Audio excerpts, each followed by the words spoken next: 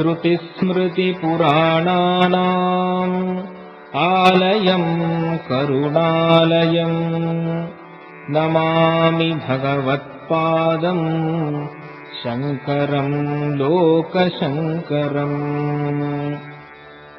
नमस्तस्मै भगवते शङ्कराचार्यरूपिणे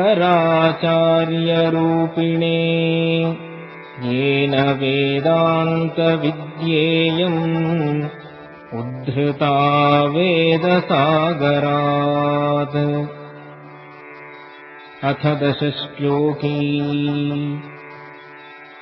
न भूमिर्न तोयम् न तेजो न वायुः न खं नेन्द्रियम् वा न तेषाम् समूहः अनैकान्तिकत्वात् सुषुप्त्येकसिद्धः तदेको वसिष्ठः शिवः केवलोऽहम् तदेको वसिष्ठः शिवः केवलोऽहम्।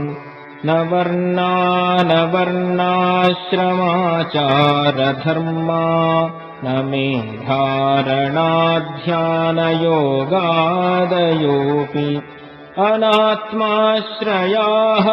ममाध्यासहानात् तदेको वसिष्ठः शिवः केवलोऽहम् तदेको वसिष्ठः शिवः केवलोऽहम्। न माता पिता वा न देवा न लोका न वेदा न यज्ञा न तीर्थम् ब्रुवन्ति सुषुप्तौ निरस्तातिशून्यात्मकत्वात् तदेको वसिष्ठः शिवः केवलोऽहम् तदेको वसिष्ठः शिवः केवलोऽहम्। न साङ्ख्यम् न शैवम् न तत्पाञ्चरात्रम् न जैनम् न मीमांसकादेर्मतम् वा विशिष्टानुभूत्या विशुद्धात्मकत्वात् तदेको वसिष्ठः शिवः केवलोऽहम् तदेको वसिष्ठः शिवः केवलोऽहम्। न चोर्ध्वम् न चाधो न चान्तर्न बाह्यम् न मध्यम् न तिर्यम् न पूर्वापरादिक् वियद्व्यापकत्वादखण्डैकरूपः तदेको वसिष्ठः शिवः केवलोऽहम् तदेको वसिष्ठः शिवः केवलोऽहम्।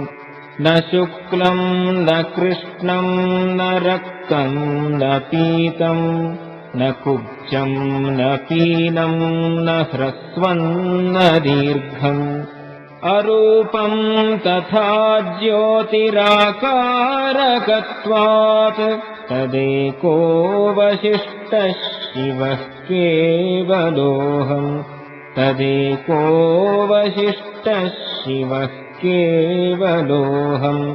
न शास्ता न शास्त्रम् न शिष्यो न शिक्षा न च त्वम् न चाहम् न चायम् प्रपञ्चः स्वरूपावबोधो विकल्पासहिष्णुः तदेको वसिष्ठः शिवः केवलोऽहम् तदेको वसिष्ठः शिवः केवलोऽहम्।